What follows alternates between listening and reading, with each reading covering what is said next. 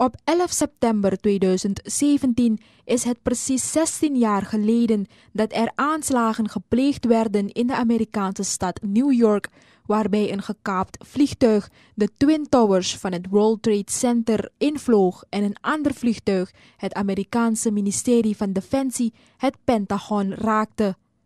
De aanslagen waarbij als gevolg van de brand en het instorten van de 2 wolkenkrabbers in New York bijna 3000 doden afkomstig uit meer dan 90 landen zijn gevallen, hebben niet alleen in de Verenigde Staten een enorm effect gehad, maar in de hele wereld. Deze gebeurtenissen worden toegeschreven aan Osama bin Laden en zijn organisatie Al-Qaeda.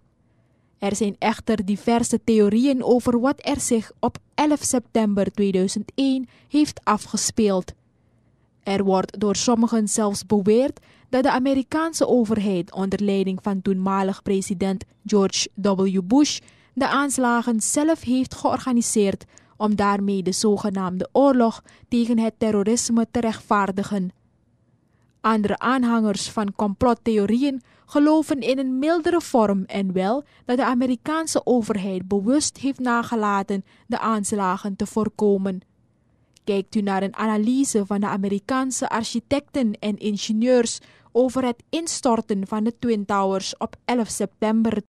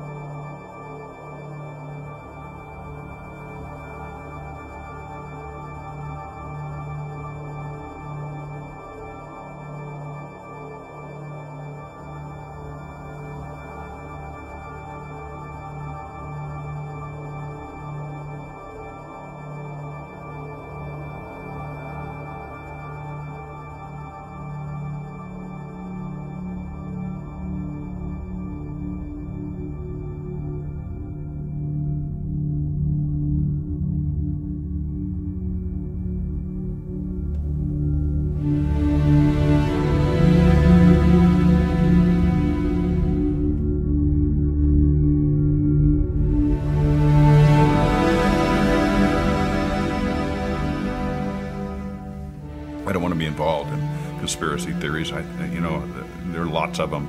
They can go on. We can speculate on that forever. What we really need to know is how those buildings came down.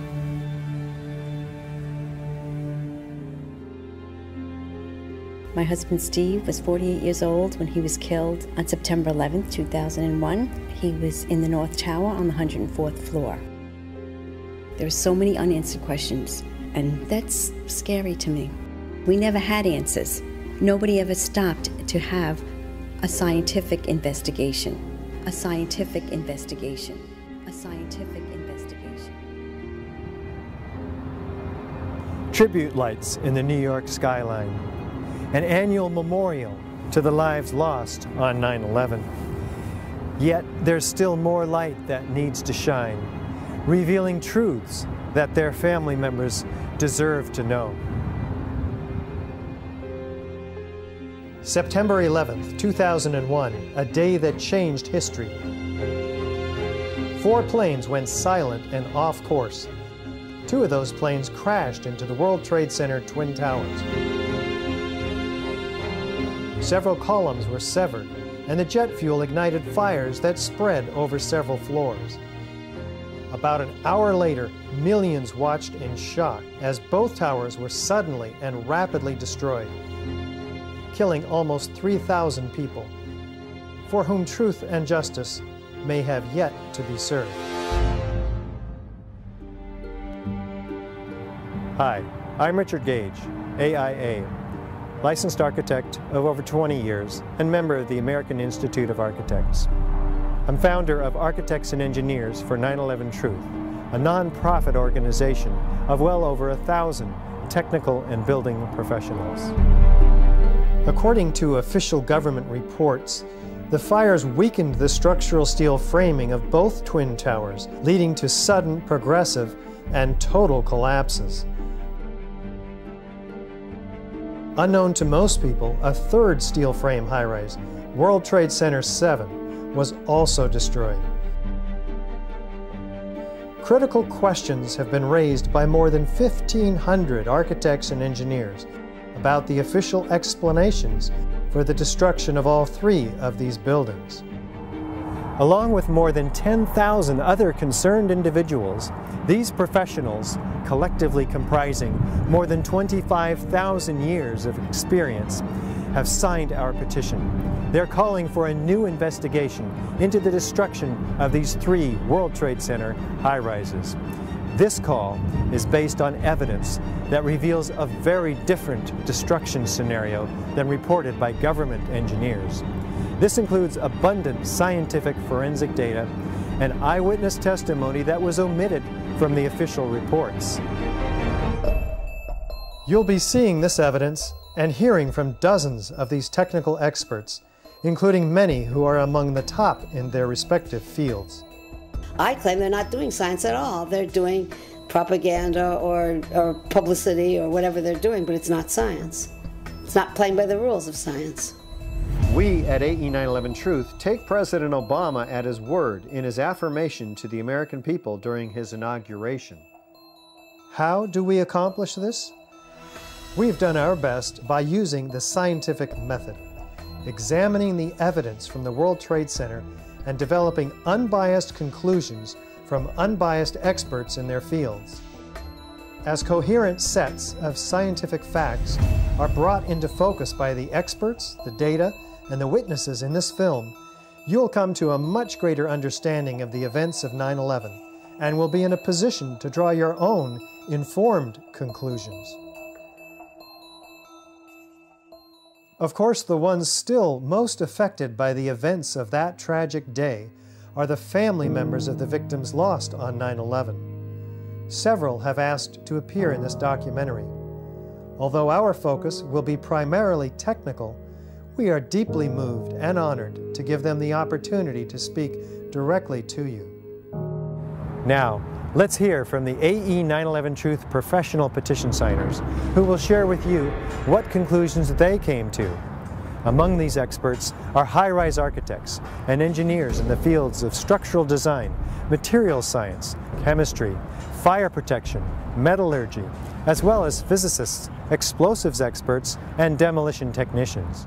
Also, psychologists, therapists, and counselors, along with theologian David Ray Griffin, who have a deep understanding of the personal issues associated with 9/11, will explain why it is so difficult for us to come to terms with the reality of these events, and learn how we can help ourselves and others with this difficult yet vital responsibility. We were confident, we felt secure, and all of a sudden that security collapsed. So the question becomes why? Why is it that people have so much trouble hearing this information? When your beliefs are challenged, fear and anxiety are created. We don't have leaders who would do those things. I believe that to be the kind of country that we think we are, we have to face some of the things that are not as we think they are. We need the truth in order to heal.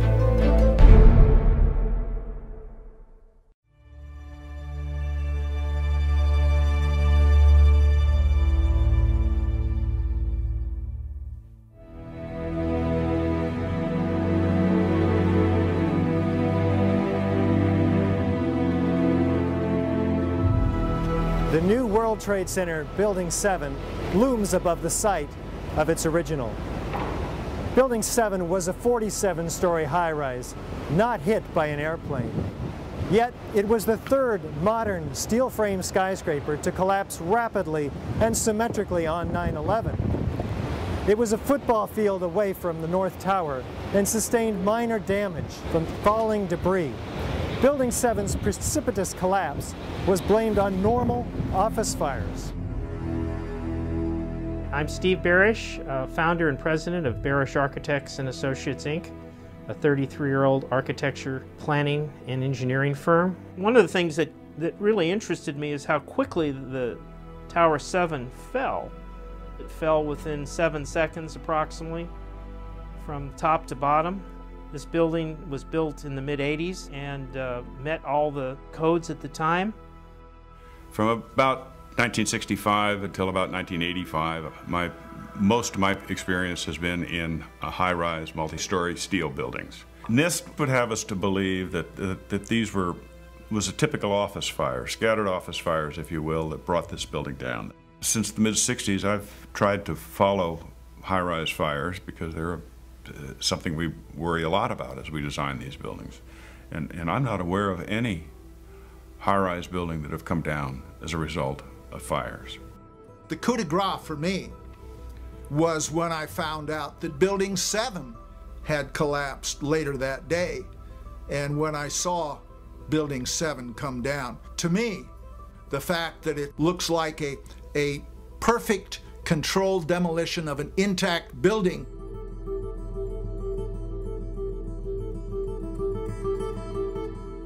I mean, that's what I call a smoking gun.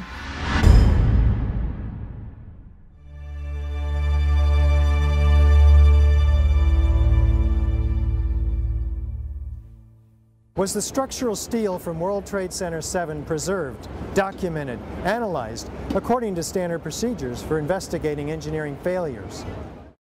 400 truckloads per day of material were taken away from the World Trade Center site and sent to China for recycling. There were laws violated in the destruction of that evidence. And for the American Society of Civil Engineers to ignore those events is extremely disturbing and is a violation, in my opinion, of their professional code of ethics. It was contrary to the way all investigations are done. If an airplane crashes, they seal off the entire area, nobody touches anything, they move it to a secure location, and they reconstruct an aircraft. Normally, when you have a structural failure, you carefully go through the debris field, looking at each item, photographing every beam as it collapsed and every column where it is in the ground, and you pick them up very carefully and you look at each element. We were unable to do that in the case of Tower 7.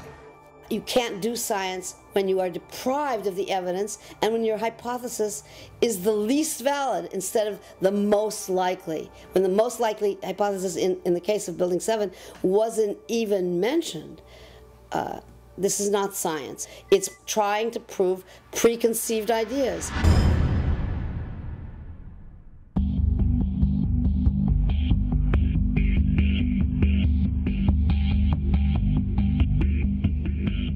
Was a proper investigation performed that might have revealed the use of accelerants or explosives in World Trade Center 7's destruction?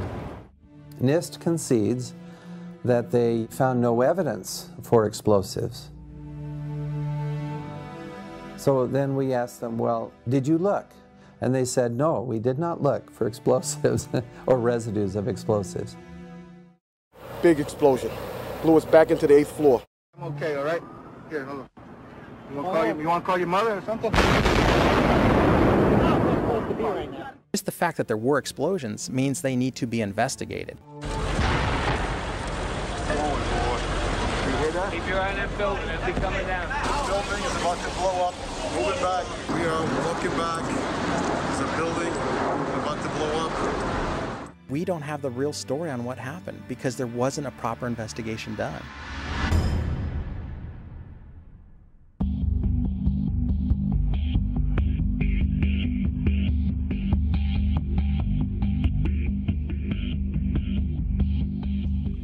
World Trade Center 7 collapsed because of fires fueled by office furnishings.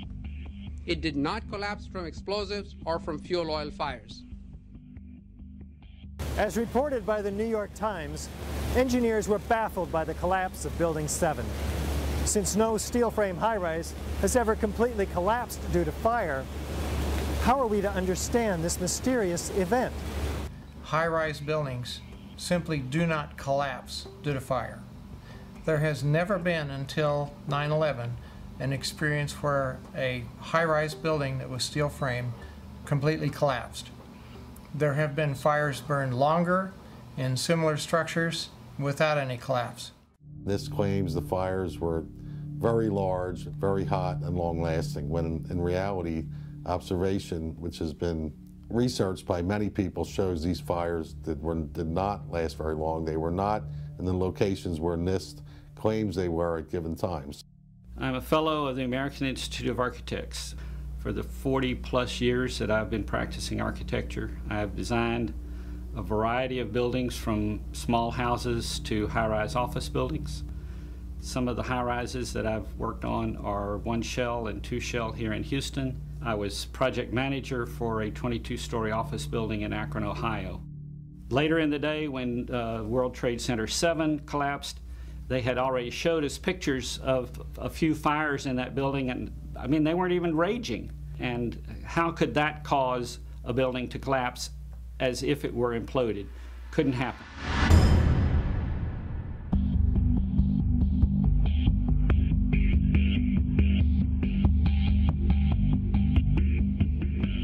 According to lead investigator Shyam Sunder of the National Institute for Standards and Technology, NIST, World Trade Center 7 collapsed at freefall acceleration for more than 100 feet of its fall.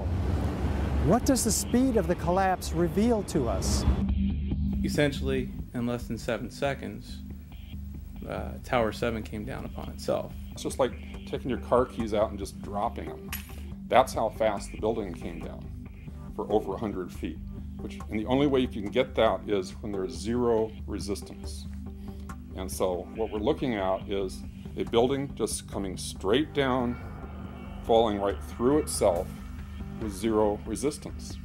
Buildings don't have zero resistance, which is why you feel comfortable walking into a building. This building had 40,000 tons of structural steel in its structural system, and that is intended to keep it from going anywhere.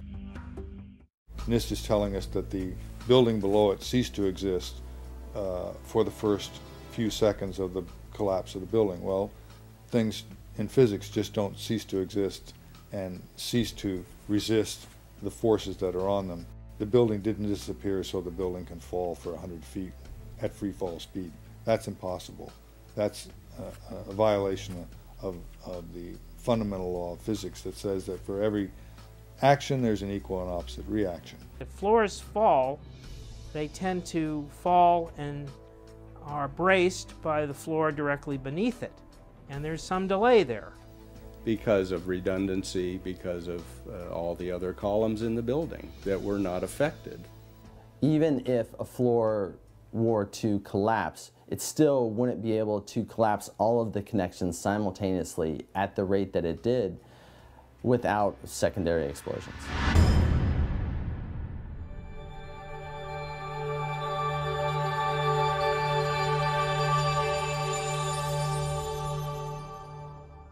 We might anticipate that an unevenly damaged building would fall over.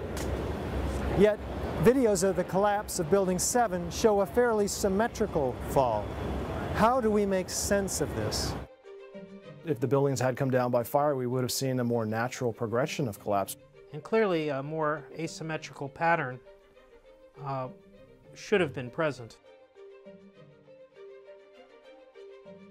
The symmetry is the smoking gun. It cannot happen that when you have asymmetric damage, you will get a perfectly symmetrical collapse. The exterior columns on the outside as well as on the inside at the bottom would have to be severed almost at the same time. I worked for Controlled Demolition Incorporated, CDI, the top-rated explosives demolition firm in the world. what I saw, it was a classic implosion. The center of the core, the penthouse area, starts to move first, and then the building follows along with it. That's another indicator that this NIST report is very suspect. When it's all finished, the outside walls are piled one on top of the other right in the middle of the building. Just like a house of cards if it were coming down. According to NIST, the failure occurred at column 79 on level 12. This means basically they're talking about a single columnar collapse or failure that resulted in a total collapse of the building. That just does not make any sense.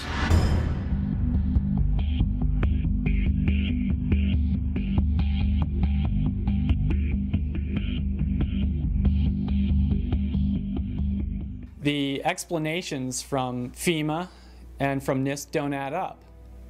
But there is enormous circumstantial evidence, circumstantial and actually physical evidence as well, that would lead us to a different conclusion. And the conclusion is controlled demolition. Dit is controlled demolition. Zeker weten. Zeker weten. Er is nagesprongen. Dit is in opdracht gebeurd. Dit heeft een team gedaan van experts. Building 7 to me is really what gives it away, because that's a classic case of controlled demolition.